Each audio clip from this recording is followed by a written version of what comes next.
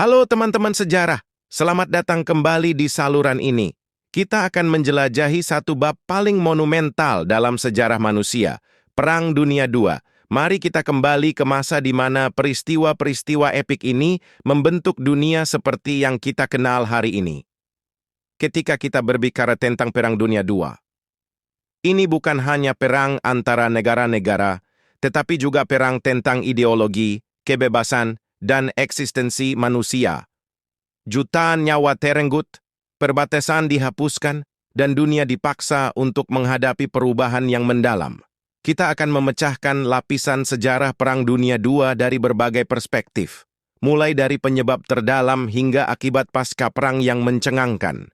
Kita akan mengulik pertempuran epik, memahami tokoh-tokoh pahlawan, dan menelusuri perubahan besar yang membentuk dunia pasca perang. Jangan lupa untuk berlangganan saluran ini dan nyalakan lonceng pemberitahuan agar tidak ketinggalan setiap episode. Juga, beritahu saya di kolom komentar di bawah apa yang ingin Anda pelajari lebih lanjut tentang Perang Dunia II, atau jika Anda memiliki pertanyaan tertentu. Mari bersama-sama kita menjelajahi lorong waktu, menggali rahasia, dan memahami lebih dalam tentang perang yang membentuk dunia kita. Selamat menyaksikan Mengupas Lapis Sejarah Perang Dunia II. Penyebab munculnya Perang Dunia II adalah hasil dari serangkaian peristiwa kompleks dan faktor-faktor yang melibatkan dinamika, politik, ekonomi, dan sosial di berbagai belahan dunia.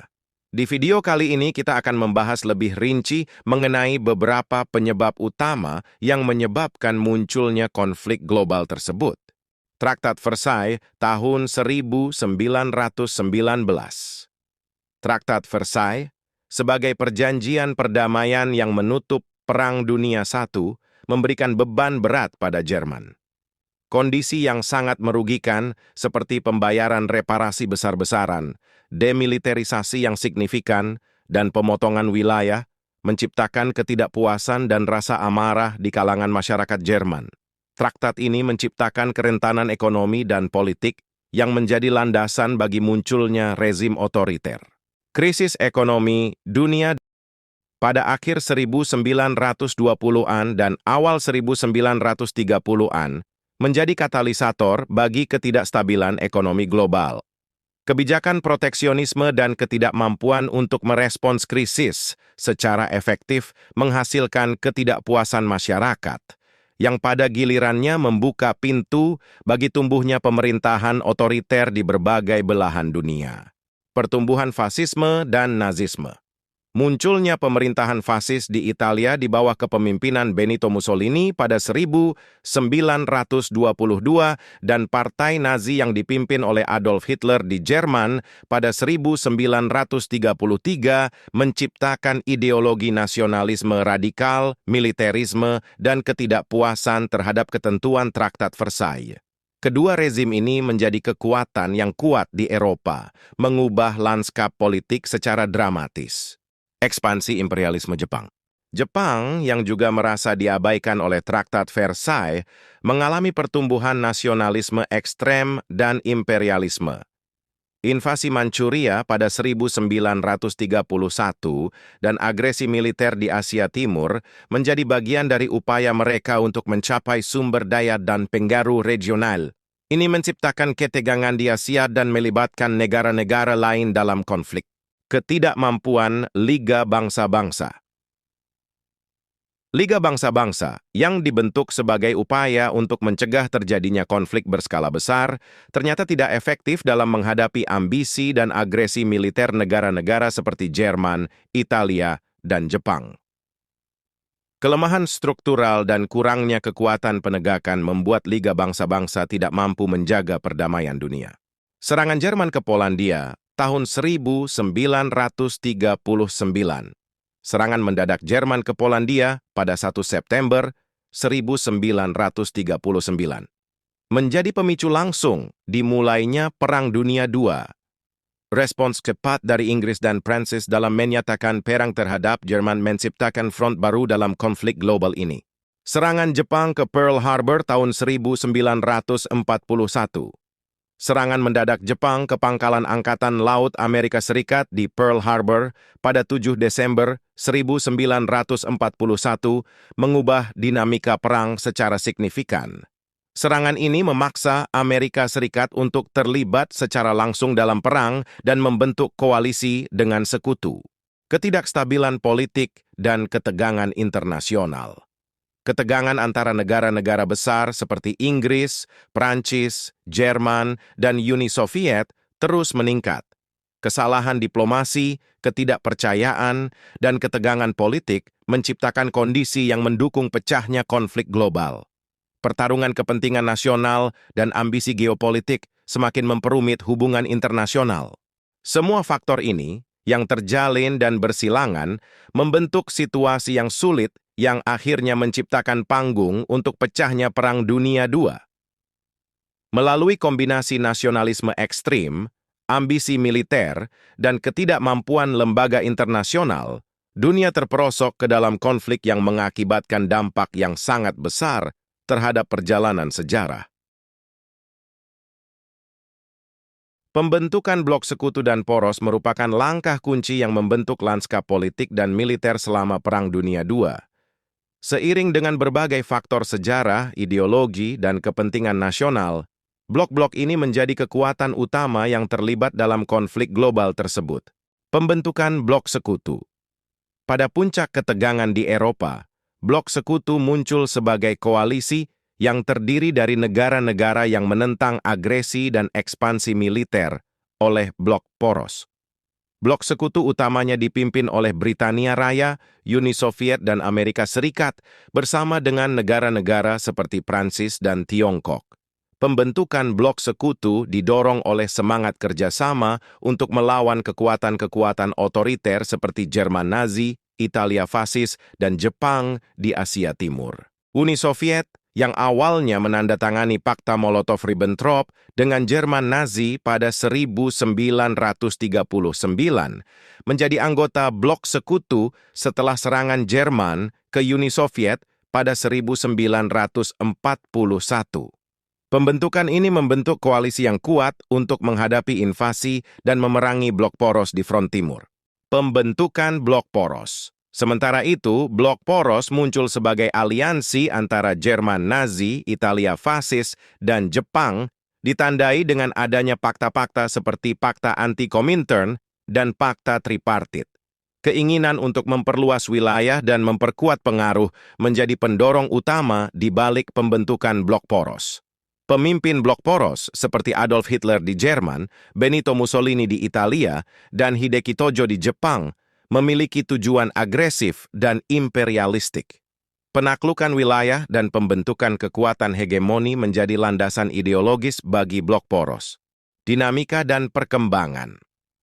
Selama Perang Dunia II, kedua blok ini saling bertempur di berbagai front dari Eropa hingga Pasifik. Pertempuran besar seperti pertempuran Stalingrad, Normandia, dan pertempuran Midway menjadi momen krusial yang membentuk arah perang. Pada akhirnya, kemenangan blok sekutu di tahun 1945 menandai akhir dari konflik global tersebut. Pembentukan dan dinamika antara blok sekutu dan poros tidak hanya mencerminkan pertarungan fisik, melainkan juga konflik ideologis dan geopolitik yang membentuk wajah dunia pasca Perang Dunia II. Ekspansi Jerman di Eropa. Pada awal 1930-an, setelah kekalahan Jerman dalam Perang Dunia I dan kejatuhan ekonomi yang serius, Adolf Hitler dan Partai Nazi muncul sebagai kekuatan politik yang mendominasi di Jerman. Ambisi ekspansionis Hitler tergambar dalam karyanya Mein Kampf, di mana ia menegaskan keinginan untuk memperluas wilayah Jerman ke timur. Munculnya konsep Lebensraum, atau ruang hidup, menjelaskan keyakinannya bahwa Jerman memerlukan wilayah baru untuk kelangsungan hidup bangsa Aryan. Ekspansi dimulai dengan remilitarisasi Rhineland pada 1936 yang melanggar ketentuan Traktat Versailles. Hitler kemudian mengeksekusi Anschluss, penyatuan dengan Austria pada 1938 dan memaksakan penguasaan Sudetenland di Cekoslowakia. Tindakan ini menghadirkan ketegangan serius di Eropa, dan pada 1939, Jerman menyerang Polandia yang memicu intervensi Inggris dan Prancis, dan secara resmi memulai Perang Dunia II. Operasi militer cepat dan mendalam Jerman, atau yang dikenal sebagai Blitzkrieg, mengejutkan banyak negara Eropa. Pertempuran yang intens terjadi di front barat, tetapi Jerman juga menghadapi perlawanan sengit di front timur ketika mereka menyerang Uni Soviet pada 1941. Pertempuran Stalingrad yang berlangsung dari 1942 hingga 1943 menjadi titik balik yang menentukan dalam menghentikan kemajuan Jerman di front timur. Ekspansi Jepang di Asia. Pada saat yang hampir bersamaan, Jepang mengambil langkah-langkah ekspansionis di Asia. Pada 1931, mereka menduduki Manchuria sebagai tanggapan terhadap perasaan ketidakpuasan ekonomi dan nasionalistik di Jepang. Keinginan untuk mendominasi wilayah Asia Timur mendorong Jepang untuk memulai invasi penuh ke Tiongkok pada 1937, memicu Perang Tiongkok-Jepang yang panjang dan kejam. Serangan mendadak ke Pearl Harbor pada 7 Desember 1941 oleh Jepang menyebabkan Amerika Serikat secara resmi bergabung dalam perang.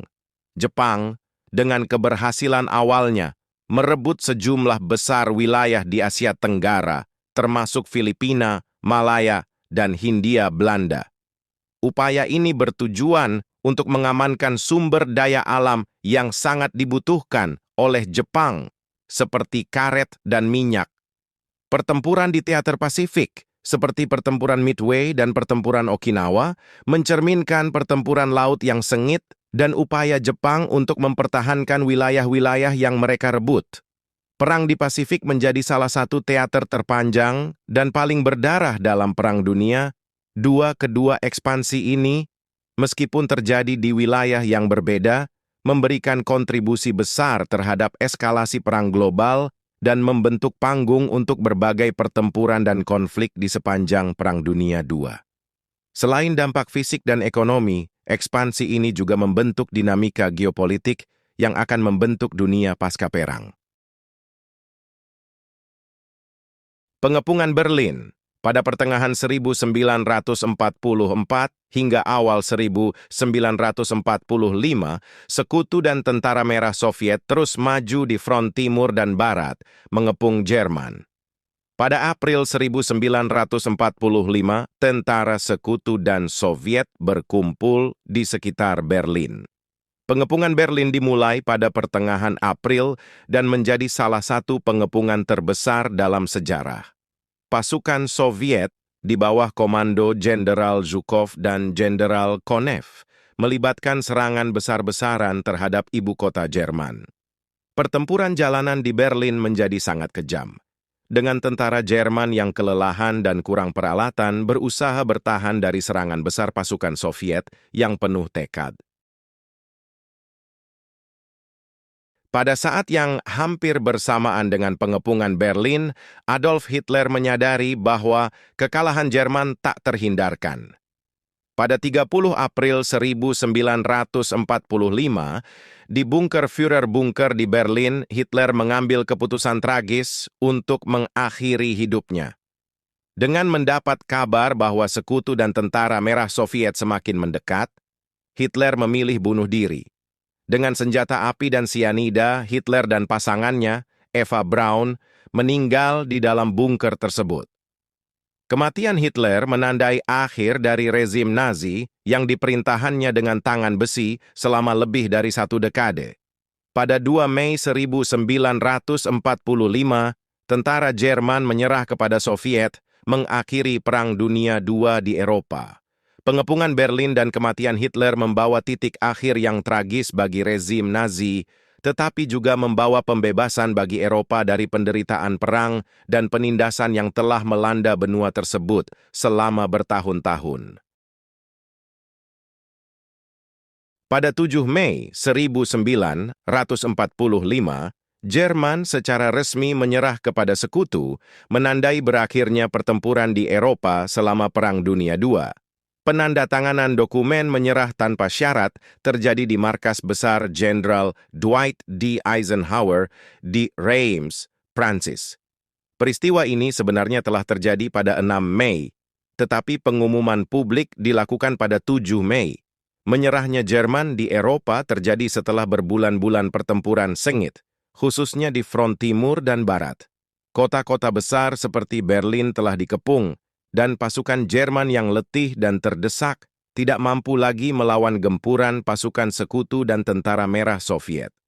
Menyerahnya Jerman membawa akhir dari konflik terbesar dalam sejarah manusia ini di Eropa, membuka jalan bagi pemulihan dan pembangunan pasca perang. Setelah melewati beberapa bulan pertempuran sengit di Pasifik dan dengan mengalami kerugian besar, Jepang secara resmi menyerah pada 2 September 1945.